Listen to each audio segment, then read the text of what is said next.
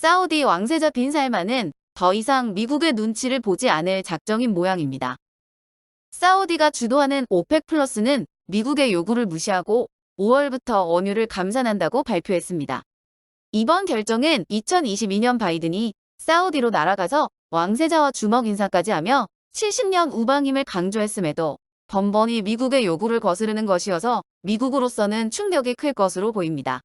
월스트리트 저널은 익명의 소식통을 인용해 2022년 말 빈 살만 왕세자가 측근들에게 더 이상 미국을 기쁘게 하는 데 관심이 없다고 했다고 전했습니다. 이러한 사우디의 행보의 배후에는 중국이 있습니다. 사우디는 지난 3월 29일 중국 주도의 상하이협력기구에 대화 파트너로 참여한다고 밝혔습니다. 또 중국의 중재 아래 7년 만에 이란과 외교를 정상화하고 4월 6일 베이징에서 두 국가의 외무장관이 회담을 진행했습니다. 사우디는 그동안 미국으로부터 안전을 보장받고 이란의 세력 확장을 막아왔으나 이제는 이란과도 관계를 회복하고 새로운 활로를 찾기로 한 것입니다. 사우디의 행보에 불을 붙인 것은 사우디 반체제 언론인 가스쿠지가 터키 주재 사우디 영사관에서 살해된 사건과 관련이 있습니다. 미국은 이 사건을 두고 사우디를 맹비난하고 사건의 배후에 빈 살만 왕세자가 있다고 지적했습니다. 빈 살만은 비위가 상했습니다. 고작 정치인들과 차나 마시는 언론인 따위를 없앴다고 이 난리인가 싶었을 겁니다. 그러면 빈 살만은 어떤 사람일까요?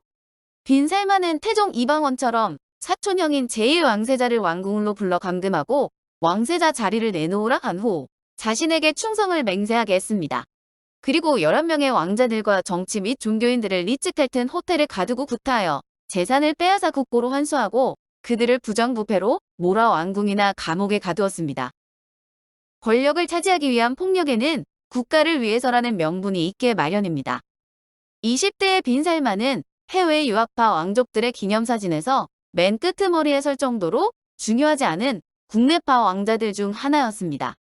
요트를 타고 파티를 하는 왕자들과 달리 아버지가 왕이 아닐 때부터 지근거리에서 성실하게 행정을 익혔습니다.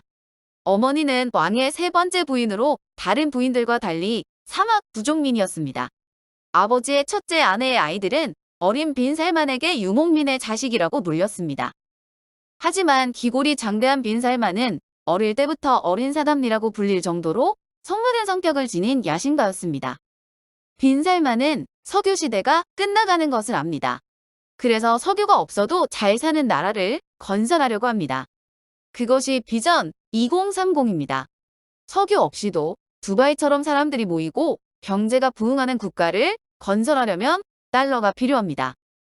한정된 원유로 달러를 더 많이 벌어들이려면 감산할 수밖에 없습니다. 게다가 중국, 러시아와의 협력을 위해서는 굳이 저유가를 유지할 이유가 없는 것입니다. 2022년 빈 살만은 미래도시 네옴시티를 한국 기업들과 건설하겠다고 제안하러 왔습니다. 한국 언론에서는 마치 중동 건설 수주를 왕창 따는 것처럼 떠들었지만 실제로 빈 살만은 수주를 맡기는 것 비상으로 투자 유치에 몰두하고 있었습니다. 5천억 달러가 예상되는 야망의 도시 네옴시티 계획에는 달랑 이미지 한 장뿐이지만 달러만 있다면 실현 불가능한 것도 아닙니다.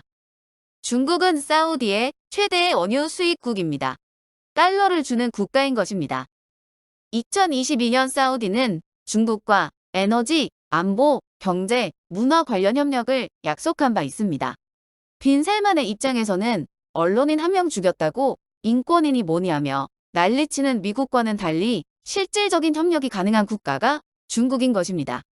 중국 시진핑은 1대1로와 사우디의 비전 2030을 융합 발전시키자고 했습니다. 두 국가는 그야말로 포괄적 전략 동반자가 되고 있습니다. 우리는 이 같은 사우디의 행보가 석유시대 이후에 있을 글로벌 힘의 재편을 나타내는 신호탄이 아닌가 주의 깊게 살펴봐야 할 것입니다.